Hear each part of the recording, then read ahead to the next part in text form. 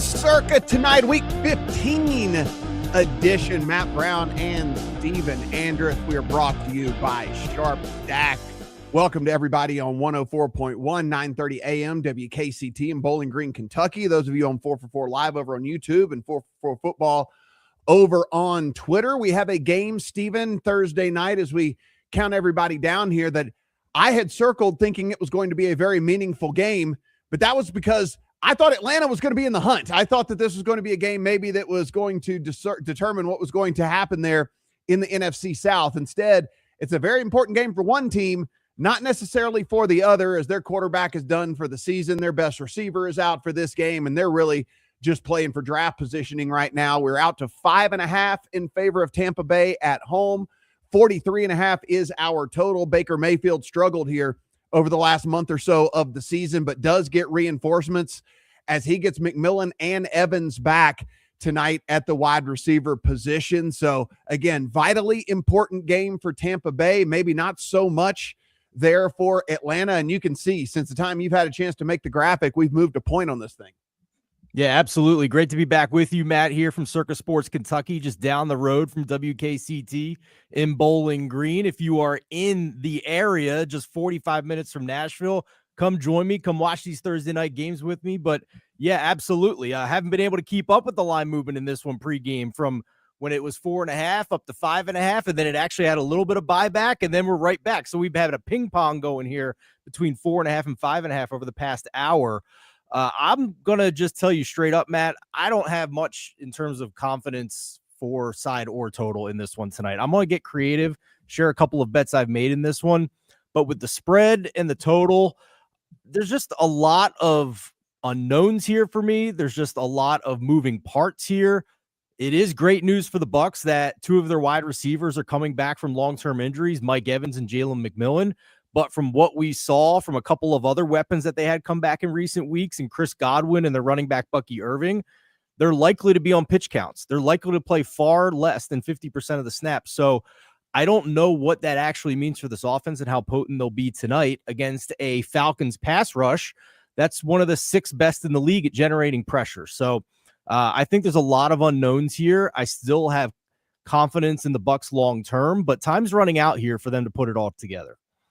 Yeah, it is super interesting. I mean, there is a very winnable game this week, and we'll get to every single game here in week 15. Very winnable game for the Panthers, who, by the way, are right there with them in this division. So you can't really mess around here on Thursday night. I mean, you have no margin for error in this. And, you know, Steven, here's the deal.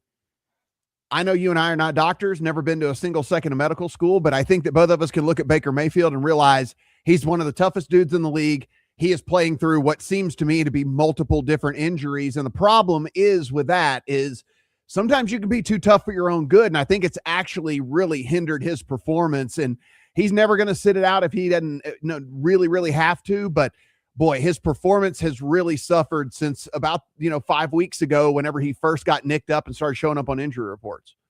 Yeah. I mean, he's been on the injury report about 4 different times with 4 different injuries throughout the season. So I would not be surprised in the least. He had 3 more turnover-worthy plays in that rainy game against the Saints a week ago. So just another reason, another bullet point into the uncertainty of what this Bucs offense is. And we haven't even started to talk about the defense, Matt. I mean, since they came off the bye week, I believe it was, this pass defense is bottom 3 in the NFL in terms of advanced metrics, EPA, and success rate. So I don't know what to make of all this with this Bucs team. They are taking a big step down in class from this losing streak that they've had since coming off their bye week. Man, it's a lot of points for a team that has not been firing on all cylinders to cover on a short week, even though they are at home. And even though we're getting the creamsicle uniforms tonight for the Tampa Bay Buccaneers. Yeah, I played a prop in this one, and that's the only bet that I have in this thing. Like you, I don't, it's an interesting deal because it's a standalone game. And I think a lot of time with these island games, everybody feels like they have to force bets in, but if you don't like the line and you don't like the total, then, you basically just pass, and so for me, I'm sitting here looking at this and I'm going, okay, in comes Mike Evans. In comes McMillan. Now we're 3 weeks deep of Godwin being back. I played under 3.5 receptions on Emeka Egbuka. He's kind of faded into this offense as it is anyway. You bring back Bucky Irving, who's going to catch 2 or 3 passes in the game. I just think that there is a pretty likely outcome that he's a 2-3 catch. He settles in very comfortably into that third role here. And I just don't know if he gets to 4 or 5 catches in this thing. So I kind of like the under on the 3.5 at plus money. And then if you want to play the 4.5 right there, I mean, if you feel a little bit better about that, I kind of like the under 3.5 at plus money. Yeah, it's a decent amount of plus money too, right? It's not like plus 110, plus 120. We're at plus 140, plus 145 on under 3.5 receptions for Emeka Egbuka.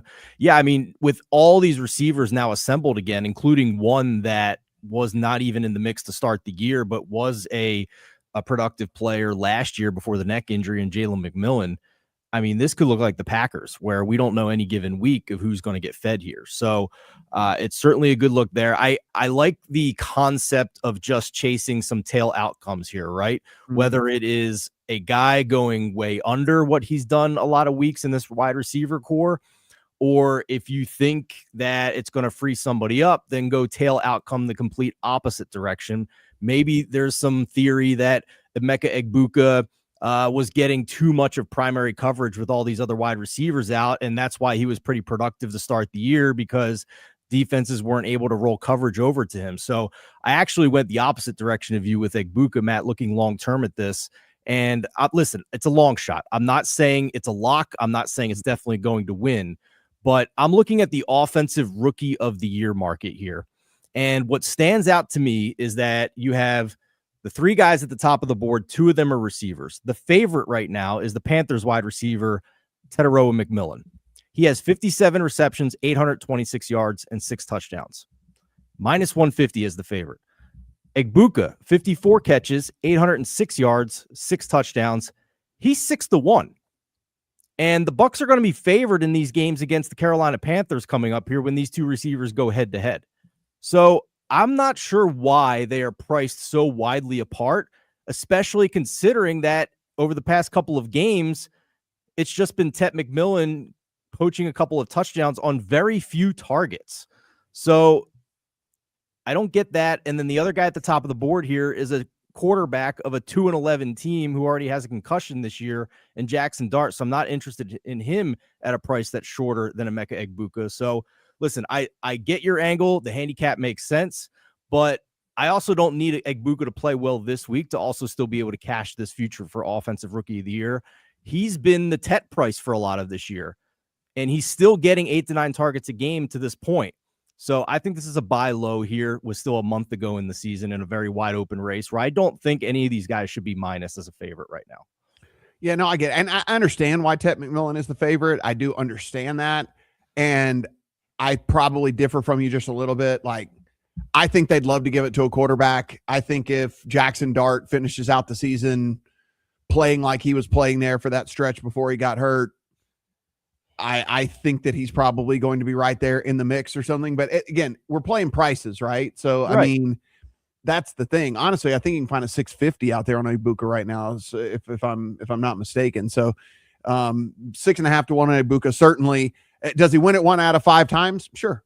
You know, like that's kind of, and again, that's what we're doing whenever we're playing these numbers and playing these prices. So definitely don't hate it in the least bit. Just kind of like this kind of a handicap of Baker, this team just in general, and the fact that 2 more receivers are coming back into the mix, which is just, I think, going to be a tough little transition there for him. We'll circle back to this one a little bit later before kickoff, see what this line is doing. Again, sitting 5.5 right now, 43.5 the prevailing total out there in the market. The Arizona Cardinals are going to go on the road to the Houston Texans, 9.5 in favor of Houston. 42.5 is our total.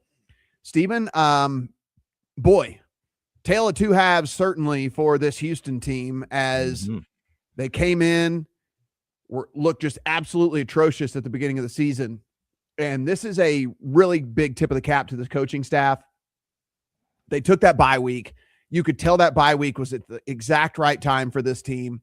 They make the switch to Woody Marks being the starting running back. He can catch passes out of the backfield. He's a more explosive guy than Nick Chubb as it was anyway. They took the bye week to get the ball out of CJ Stroud's hands faster, change up some of these route trees for these dudes. Do not let that offensive line continue to punish them like it was at the beginning of the season. And the defense was always there. The defense always showed up. So the defense didn't have to do anything other than go out and do what they've been doing all season long. And now the offense can actually score some points. I agree with this spread. Still going to be Jacoby Brissett. No Marvin Harrison, it looks like, yet again. I mean, no defense to speak of. I think there's a lot to like about Houston in this one.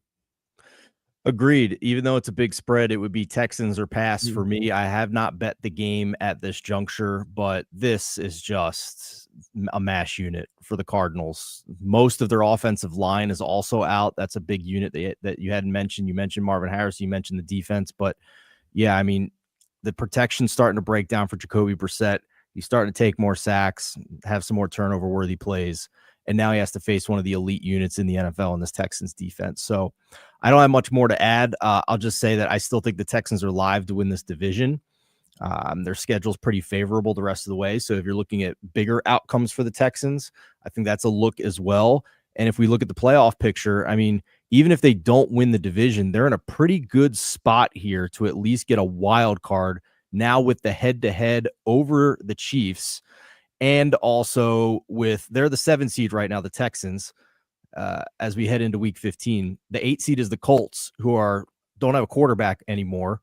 And the Ravens are 2 games back in the loss column to the Texans, and the Texans have the tiebreaker over the Ravens. So long story short, I think the Texans are getting in. And once they do get in, I think they can make a very deep run here. That's just my opinion. I think the AFC is wide open, and I think the Texans are a team I'd actually like better than maybe even the Buffalo Bills to make a deep run in the AFC, Matt. There are a lot of big spreads this week. We just got through one right there at 9.5 on Houston. How about 11.5 on Philadelphia at home hosting the Las Vegas Raiders?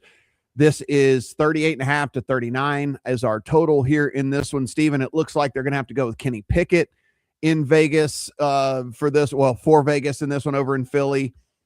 As bad, this spread tells you just how bad the Las Vegas Raiders are, because no team probably has fallen further in people's power ratings over the last month than the Philadelphia Eagles, who were as high as 1 or 2 in many people's ratings a month ago, and now are probably sitting in that 10-12 range or something like that.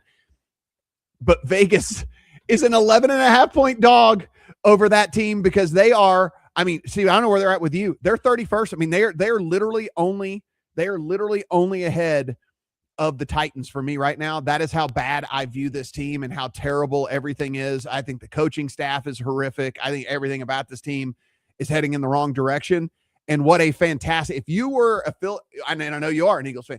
If you're an Eagles fan, there is no better gift to you after the month of football that you have just played than the Las Vegas Raiders coming to town right now.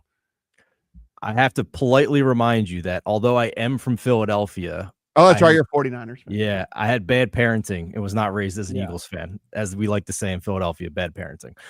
But yeah, I mean, I can still be honest and about what I think of this Eagles team, man. I mean, it's never the Eagles to cover this big of a number at this point with how broken this offense is. And listen, I don't know if it's Jalen Hurts. I don't know if it's the offensive coordinator.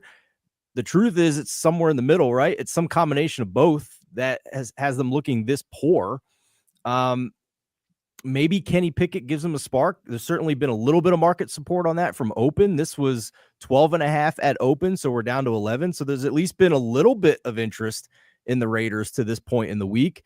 And I agree, it would only be that. I mean, at least until we get Lane Johnson back. I don't know what's going on with Jalen Carter in these shoulders, but it's just at least Kenny Pickett gave him a little bit of a spark and was able to at least move the ball a little bit last week.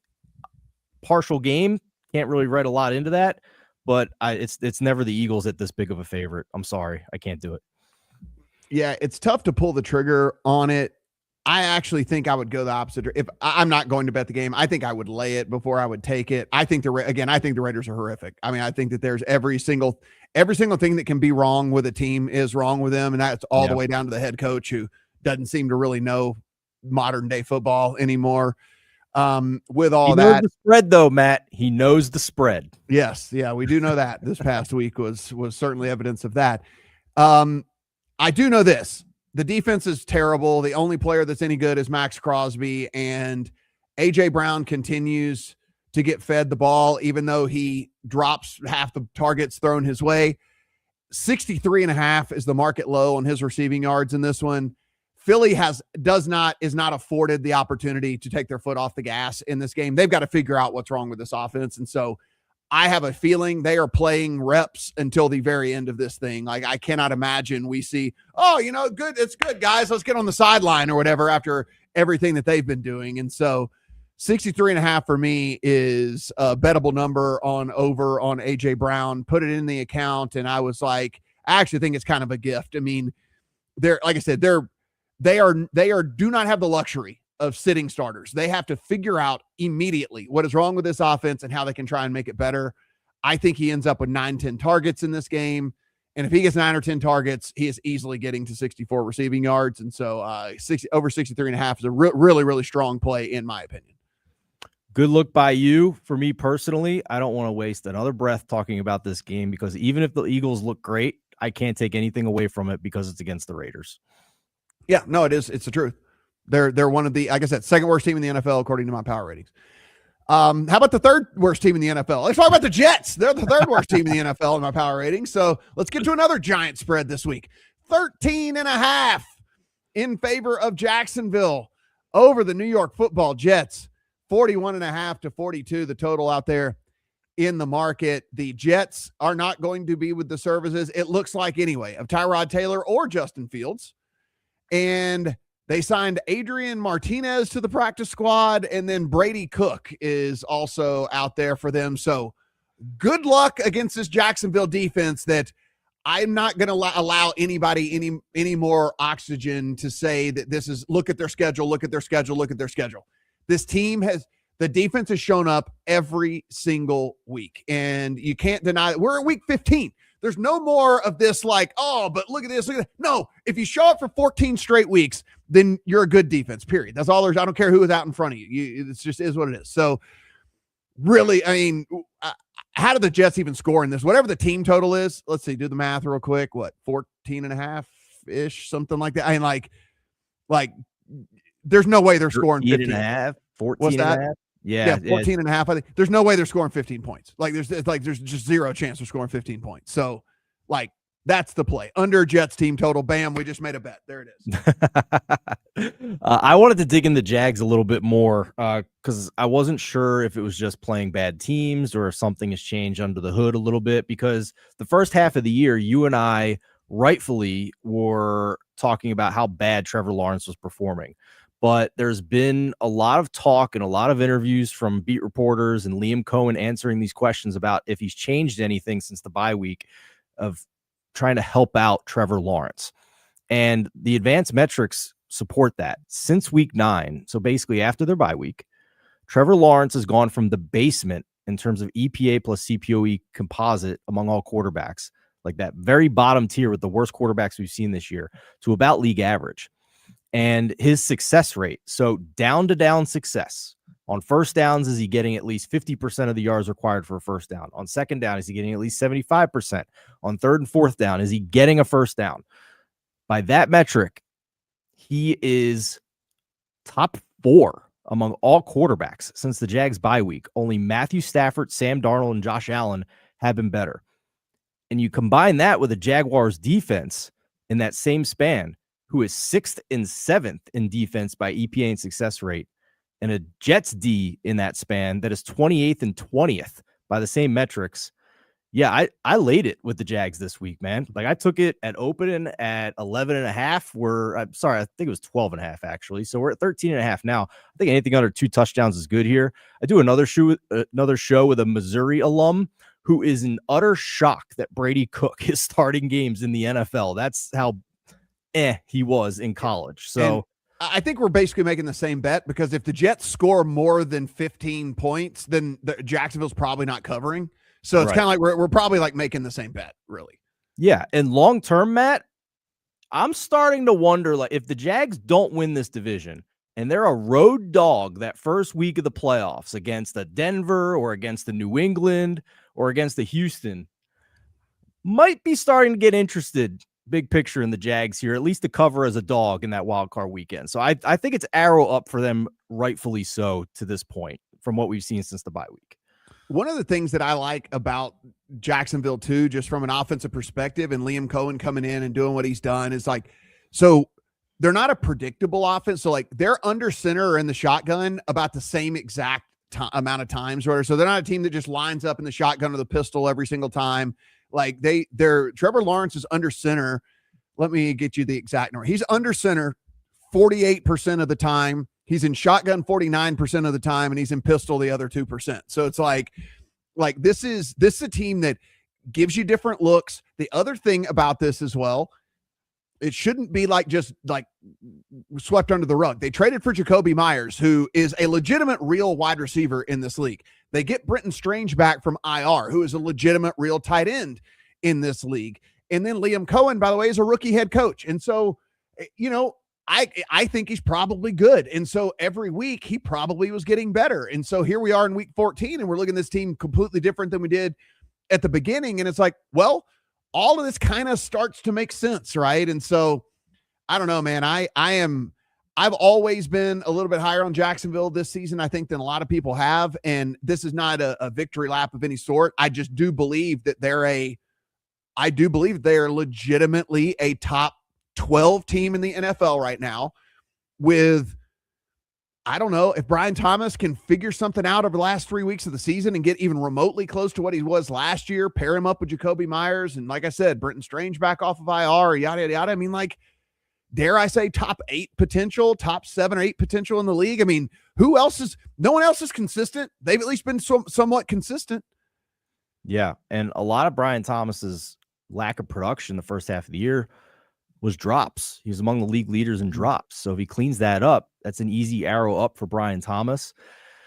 Yeah, man. I mean, I'm not saying the Jags might win the AFC. I'm not saying that, but they are a lot better than they were the first half of the season. And if we're not recognizing that, then we're missing opportunities in the betting market, which tends to adjust to this at a slower pace. We should have some more opportunities to bet into this. Even in a game like this with the spread is huge. I mean, if you are that efficient in the passing game down to down with what Trevor Lawrence has been, and your defense is playing at a top 10 rate, and you're playing a complete unknown who's probably below the threshold of functional quarterback in the NFL, we're at the point in the season, Matt, I think you tend to agree with this, last month of the season is a time where you better be very careful thinking that double-digit spreads are the same as what they were the first 3 months of the season as an underdog. Like, be very careful betting big dogs the last month of the season in the NFL when these teams are just out of players. Guys, this is Circa Tonight, powered by SharpStack. By the way, if you'd like to test out SharpStack on your own, TNF Live is a code for you to go in. I'll give you a free week and also 25% off. By the way, not just football, they got other stuff in there as well. And of course, if you want to bet football a little bit sharper, you certainly want to take advantage of that. Appreciate all you guys listening in Bowling Green, Kentucky on 104.1 and 930 AM WKCT, and all the people watching on the 4for4 socials. Appreciate that as well, as we roll along to yet another big spread. This one not quite as big as the ones we just talked about, but the Chicago Bears are 7.5, so they're on the other side of a touchdown. Favorites at home against the Cleveland Browns. 39 is the prevailing total here in this one. Steven, I think that two things can be true at the same time. I think that, as we said last week, was a prove-it game for the Bears and the Packers. I think that they could both be like, I think they could both prove it. And I think that they both kind of proved it last week. I think the Bears went in and said, like, we're not a pushover. Everyone said, this is all smoke and mirrors. This is all garbage. None of this is real. This team isn't any good. They're one play away from winning the game against the Packers. So good on the Bears, but the Packers also didn't allow them to win the game. So like, I think both things can be true. And I think both teams showed pretty well last week. And to give credit where credit is due, I think Shedeur Sanders last week showed that he is not a complete dumpster fire when it comes to playing quarterback in the NFL. And so, 7.5 is a big number for the Bears team. I do think they can probably kind of go in with that offensive line of theirs and just run the ball all day long. And I mean, even if it's a disgusting, ugly win, I know this is going to be a gross weather game as well. Awesome teaser leg for sure. I do not see a world in which the Bears lose this thing, but I don't know if I'm willing to lay the 7.5 in a week of just huge spreads this in week 14 here. And by the way, I need the camera shot of down the line of scrimmage in this game where we're seeing the breath coming out of the mouths of 20 football players in one shot, because the temps in this game were wind chills below 0, like maybe -10 wind chills in this game at Chicago. So that's going to be a lot of fun. I agree, teaser leg. At this point, I'm not sure what the second leg is of that teaser. And as we do the rest of the show, you tell me if you're comfortable with one of these other teaser legs, because I haven't quite picked one out yet that I feel great about. So we'll get to that. But I do agree that if we can find a partner, this is the slam dunk teaser leg of the week for Chicago. Credit to Shedeur. Give him that. It was against the worst team in the NFL. But in that high-scoring game, it was very much Shedeur playing well in the passing offense, whereas for the Titans, it was still negative EPA game for Cam Ward and them getting a lot of chunks in the running game with Tony Pollard. So first, a note on that. Secondly, the Browns are also extremely injured coming into this game. David Njoku's probably going to miss at tight end. They have a cluster offensive line injury where they might be down 4 offensive linemen in this game, and their left tackle is already out on IR. Denzel Ward and the secondary had back-to-back DMPs as well. So I think the Bears are getting them at a very good time here. If for whatever reason Browns money came in, I might just bet this straight up on Bears -7, because I think they're getting them at a great spot here with the Browns coming off a win. Coming off a close loss and being extremely banged up on the injury report in this game. Yeah, there is one other thing in this one, like with the weather, the way that it is. I always kind of go and I look and I can't, one of the things I don't think that we can definitely say is how efficient any of the runners are going to be, but will the opportunities be there for them? And I don't know how much there's going to be from a passing perspective in a game like this. And I know like people were like, dude, y'all always say it's just when it's, tons of wind and rain. It's different in this type of cold. The ball is a rock. It's hard to catch. It's hard to throw. It's hard to like everything about it. Everyone's hands are freezing off of their bodies. And so you look, they've got, would it surprise you at all if Monangai and Swift both had 15 carries in this game? You know what I'm saying? Like 30 carries between the two. I mean, they've been using them pretty much 50-50 as it is anyway. Would that be crazy to you? No, it wouldn't shock me in the least, especially I can also tell you that our friends over at 4for4 who host us on the YouTube and Twitter side for the live stream, they put out a bet release this week on Caleb Williams under pass completions in this game. Mm-hmm. So that they very much seem to be of the same mind as you, that this is going to be a very run heavy attack for the Bears in this game with a rushing unit that has dominated since their bye week. So I like where your head's at. 14 plus attempts for Monangai and Swift are both plus money. You could bet both, and as long as one of them gets home, you're making money. And if both of them get home, even better. Yeah. I think it's 20 on Monangai at 14 plus 130 on Swift at 14 plus. Just checking the injury report real quick, because I know Monangai was a little banged up in previous weeks, and I don't see either of them on this week's injury report. So they seem good to go for sure. I think I'm writing that down since they're both plus money. If you're watching on the video side and Matt has his phone out while I'm talking on the next game, just know he's betting Monangai and Swift in the middle of the show at 14 plus. I fully support it. 14 plus. Both plus money. Like I said, you only got to win one of them to make money, and if you win two, even better. If you win both of them, even better. Okay. Perhaps the game of the week. Buffalo Bills on the road at the New England Patriots. This is 1.5 in favor of Buffalo. 49.5 is the prevailing total. 49 there at Circa behind Steven at that fancy sports book there in Kentucky. This is a Buffalo team that is very, very interesting, Steven, because we have seen now multiple games in which Josh Allen puts on the cape and he just says, I refuse to lose this game. We are not losing this game.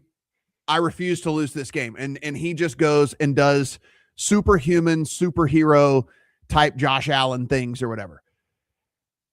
Can he do that against this New England defense that's been really stout against the run, can be had a little bit through the air, but can Buffalo take advantage of that through the air? They don't have a really go-to receiver for Josh Allen and all of that. And so there is it's just a very fascinating game top to bottom for me.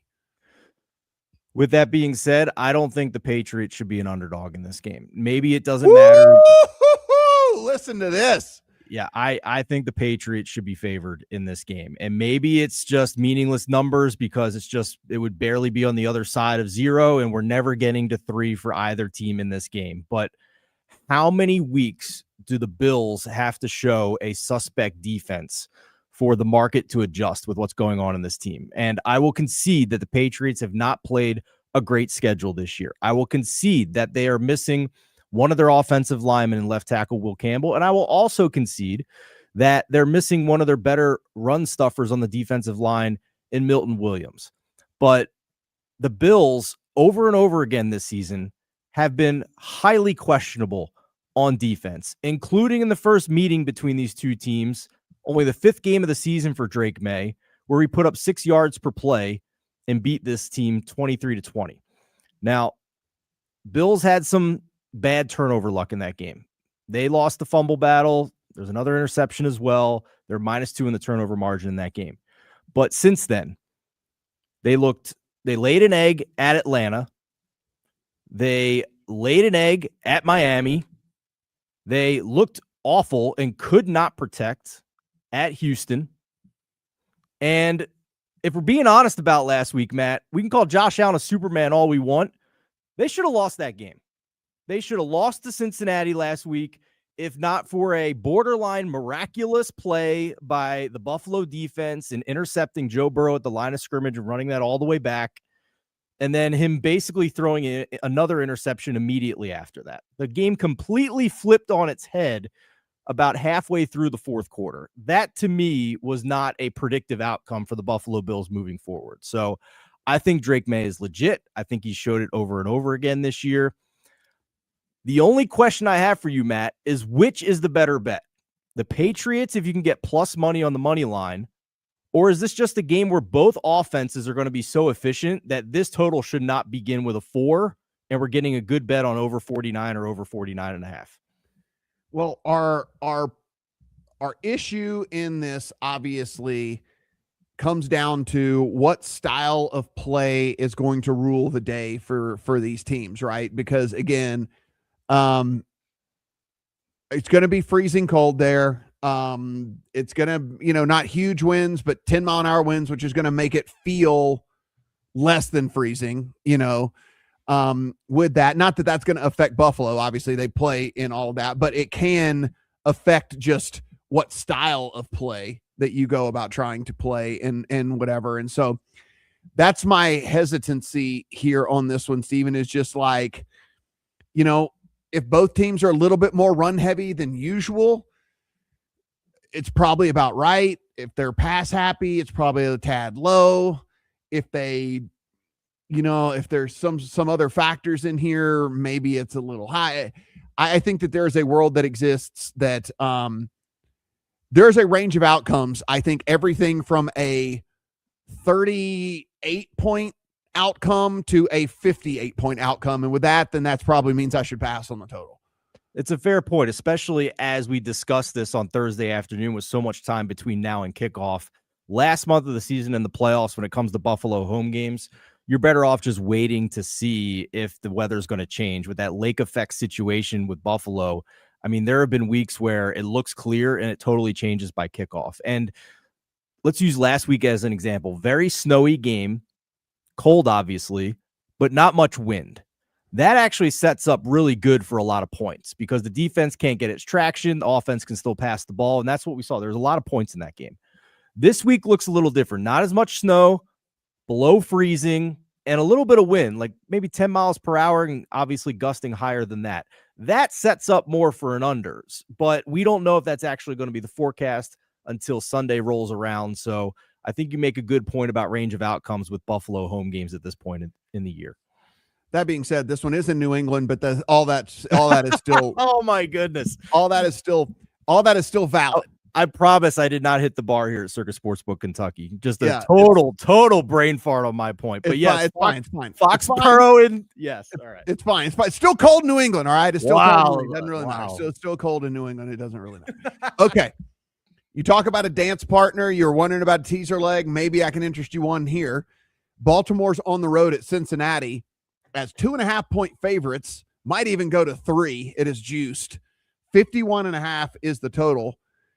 Steven, I'm going to lay this one out and let you talk first because I don't want to influence anything here, but I will say this. I was kind of shocked when this line came out. Okay. Let me give you my biggest observations with these two teams in recent weeks. I thought the Ravens were very unlucky on Thanksgiving night against the Bengals. If you go back and look at that first half, Ravens could have very easily been up 21-9 at half. I thought the Ravens were extremely unlucky last week against the Pittsburgh Steelers.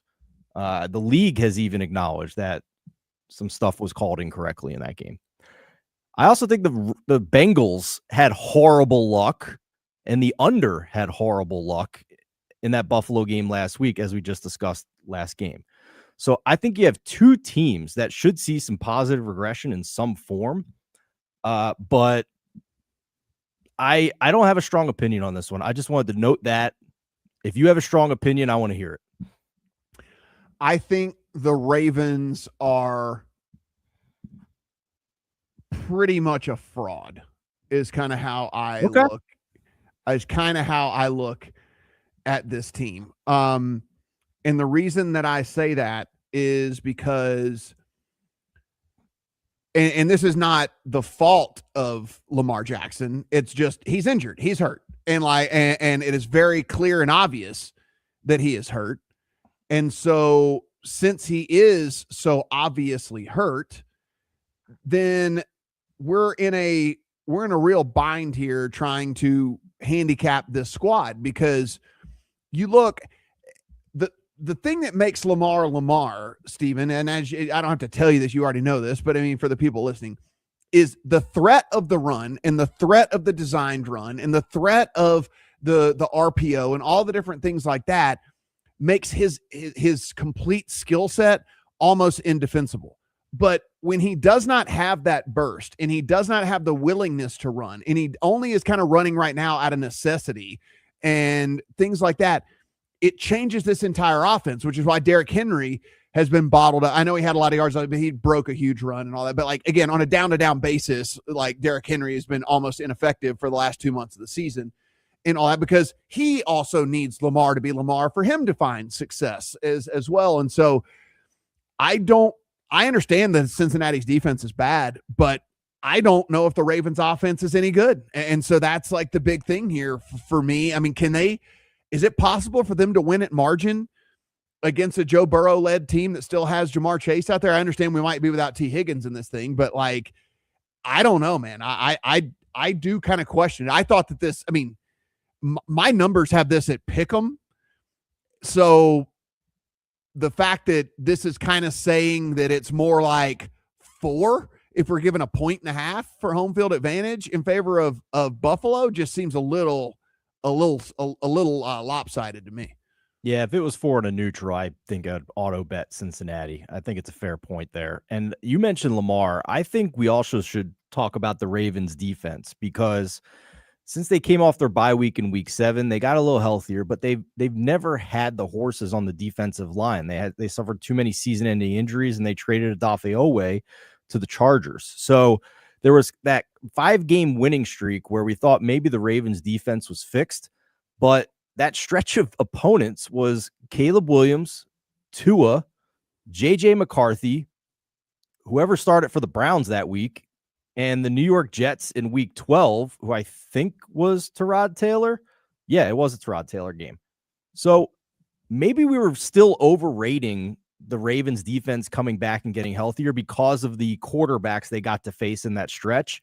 And the Ravens defense is really closer to what we've seen the past 2 weeks when Joe Burrow lit them up off of a very long-term injury. And Aaron Rodgers had the best game we've seen him have all freaking year at 42 years old. So now I have questions not only about Lamar, but the defense as well, Matt. And now you're starting to talk me into at least this teaser leg with the Bengals this week with the Bears as the other side of the teaser. I mean, here's the thing. And I know you love EPA, CPOE. If you go to like week 10, where Lamar really just started playing hurt, you know, I mean, he was on the injury report for a new thing every single week. And, you know, we talked about here on the show every day. It was a hamstring, it was a foot, it was a knee, it was a heel, it was, you know, whatever. I mean, he's 30th in the NFL.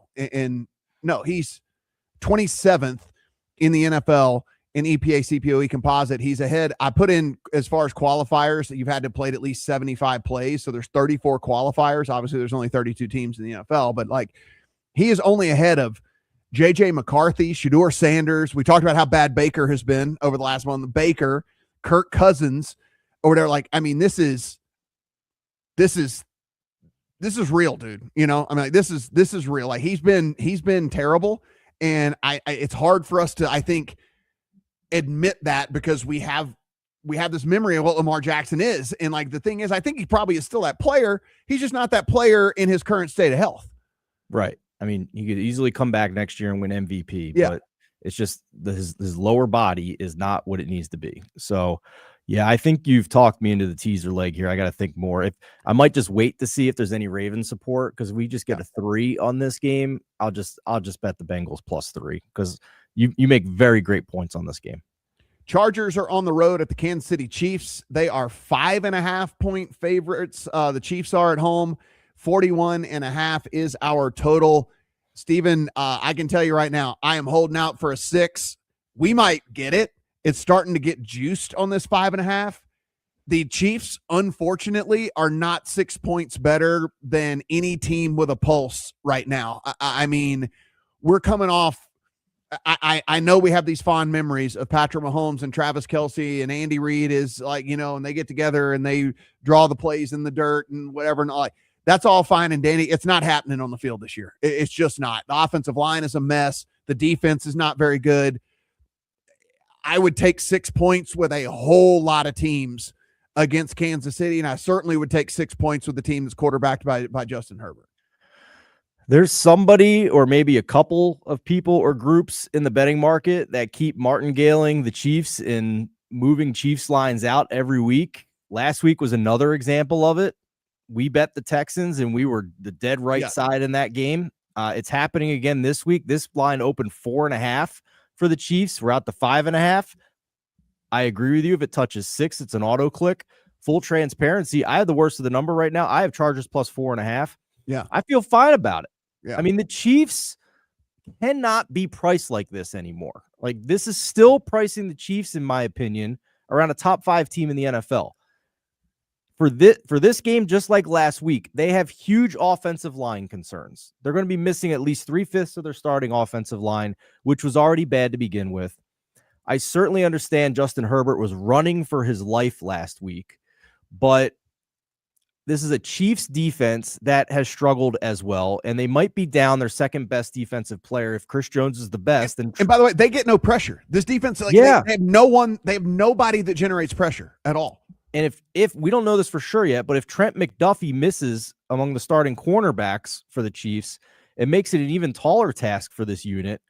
It's a low total game. We're getting 4.5 with, I think, the Chiefs still being priced on reputation here. It wouldn't shock me if they lose this game outright again, just because of the nature of the way they have to play these games at this point. The Chargers defense, since trading for Odafe in week 6, they are 6th and 7th in EPA and success rate defense. They are top 10 against the pass. In the same sample, you mentioned the Chiefs D.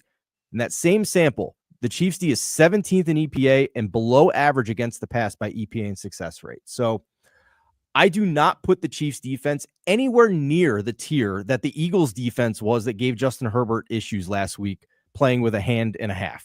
So I very much like the Chargers this week. It's one of my favorite sides. And if it goes to 6, I'm going to put 2 units on this game. Yeah. I already have 1 unit. I will put 2 units on this game if this moves to 6.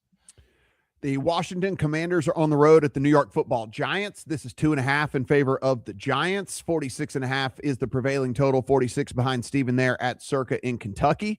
We know Jaden Daniels will not play in this. It will be Marcus Mariota. We know Zach Ertz has been put on IR. I laid it with the Giants, Steven. Like, man, if there is ever a team, and I hate handicapping mindset and motivation and all the different things of that, but like, you bring your quarterback back too soon for no reason, by the way, the season's lost. Yeah. You bring him back too soon. He gets hurt again. Then you're kind of like heart and soul in Zach Ertz. You're kind of like team rah-rah guy, tears his ACL, probably the end of his career. Like all this stuff, like Giants out of a bye. There's just so many things here that point me to them at under a field goal. Oh, by the way, Washington's defense is atrocious. Like, there's just a lot here for me that, again, motivation factor. I know you can't really quantify that. There's no numbers for me to point to. We like to give you the advanced stats and all that. There's none of that for this, but I don't know how you come out and play for nothing. I mean, you're playing for draft position at this point too. Give me the Giants at under a field goal. Yeah, it certainly feels like that Denver game was just the all-in effort for the Commanders, right? Taking them to overtime. They come out of that game, they lay a huge egg against J.J. McCarthy, who to that point in his career had been one of the 5 worst quarterbacks since 2021 by advanced metrics. I like your angle. I want a different angle. I took over 46.5. We have two defenses in this game that since the first month of the season, so from week 5 on, are bottom 3 in the NFL by EPA allowed per play. Mm-hmm. And by success rate, they are both bottom 5. So any way you slice it, these are 2 miserable defenses. And I actually like the way Marcus Mariota has played for the most part, other than last week, obviously, against Minnesota. And then you have Jackson Dart, who's been pretty decent himself. So I just thought for 2 of the worst defenses in the league, this is on the wrong side of a kind of a key number in totals at 47. Thought this should have been 47 at the very least. Indianapolis is on the road at Seattle. You want to talk about a team who the air is let out of the balloon. The Indianapolis Colts, they are now 13.5-point dogs to Seattle. 42.5 to 43 is the total out there in the market. We know this is just everything that could go wrong has gone wrong. Daniel Jones out for the season. They still don't have Sauce Gardner back. Oh, by the way, they had to put Charvarius Ward on the IR again for another concussion. It's one thing after another for Indianapolis here. They go out, sign the corpse of Phillip Rivers to do whatever he's going to do. I mean, I'm not a fan of laying 2 touchdowns. It's just not a thing for me. But let me tell you, Steven, boy, oh boy, Riley Leonard or Phillip Rivers, who hasn't thrown a pass since COVID, against this Seattle defense, good luck, my friends. Good luck. I bet it, man. I bet Hawks minus 12.5 beginning of the week when it came out that Riley Leonard had a knee injury that might keep him out of this one. So even if it is Riley Leonard, I don't really care. I mean, this is a guy who was kind of painful to watch as a passer at Notre Dame, let alone what he's going to do in the NFL against one of the best defenses in the league in Seattle, who can get a ton of pressure without even blitzing. So this is another one of those games like late in the year where you're playing a team that doesn't have either of their top 2 quarterbacks and missing a ton of players on defense, where it actually becomes interesting to lay a lot of points, because how are the Colts going to score in this game? And on a personal note, the corpse of insert old man player here used to be really funny to me, but now that I'm 39 years old and Phillip Rivers is 44, it's a little less funny, because now I'm almost at the corpse age, man. I will give this one last thing for a bow on this one, because again, we don't need to devote too much. I mean, it's like Seattle's just Seattle, whatever. I will say though, because Phillip Rivers came back, he instantly starts getting bet in comeback player of the year markets, whatever. Do not waste your money. Come on. He cannot win the award. He's the third shot on the board now. Like over at DraftKings, like, no, he can't win the award. They put in the parameters. You have to be coming back from injury. Do not waste your money. He cannot win, especially when you consider the years that Dak Prescott and Christian McCaffrey are having. He has zero shot of winning this award, even if that wasn't in place, because those two guys are having awesome seasons. So it's like, it's impossible for him to win this award. Also, Riley Leonard was a full participant in practice on Thursday. So Phillip Rivers might not even play on Sunday. So do not waste your money. Green Bay Packers are on the road at the Denver Broncos, 2.5 in favor of Green Bay on the road. Another lowish 42.5 total there with two good defenses. They're going to be taking the field. Obviously, Denver, one of the very best in the entire league. Steven, it is, like I said, the Packers was a prove-it game last week. I think they did what they had to do to prove it. You know, I think the Bears did too. I think both teams went out and did what they had to do to go, okay, all right, Bears might not be a complete joke. And then this Packers team didn't allow this Bears team to come back and win that game. That said, they're on the road at Denver against a defense certainly that is a different animal than what they got in the Bears. What say you? It feels like a ceiling price for the Packers, and I'm not getting great value if I bet -2.5 on the Packers on the road here against Denver. You have a team in the Packers that's gotten a lot of market support in recent weeks, and a team in Denver that hasn't gotten much market support at all. So it's kind of hard to think that we're getting a good price here on the Packers.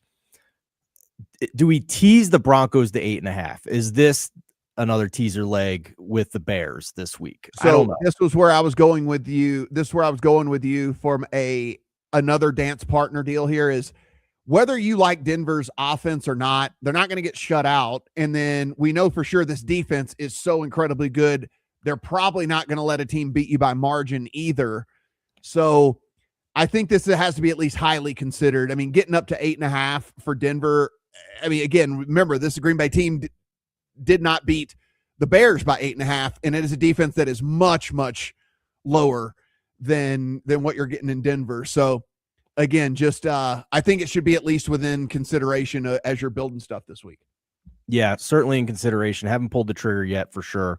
If the Packers are legit, they should beat Bo Nix in this game. I'll just say that. This is going to be a watch and see game for me.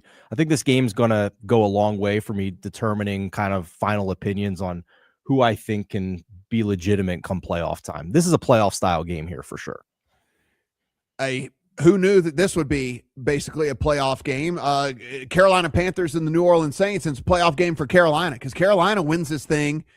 And depending on what happens tonight on Thursday Night Football, who knows what we're talking about whenever we take the air next week here as Carolina, 2.5-point favorites over the New Orleans Saints, and they are knocking on the door of that division. 40.5 is our prevailing total here in this one. Now, this one I would not tease because I do believe Carolina winning at margin is within play here. So I would not tease this one at all. I think Shuck has been fine, but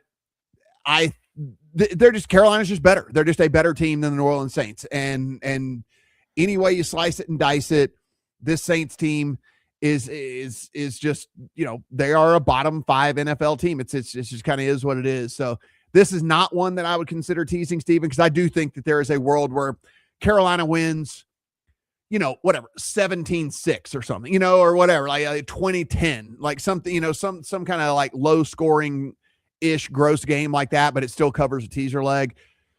I've come close to betting Carolina multiple times this week. I just haven't gotten there yet. This is an interesting handicap because if you're back in Carolina, you're leaning into them leveling up what they've done in a lot of weeks this year. Coming off the bye week certainly helps. But if you look at market ratings, you'd be hard pressed to find a single week where the Panthers would have been more than a field goal favorite against the Saints in any week this year, which is what's required on a neutral for this to be at least required on neutral for this to be Saints +3. Most of the books have it at 2.5, but there were a couple of +3s at -115. and I took some Saints +3 -115 Yeah.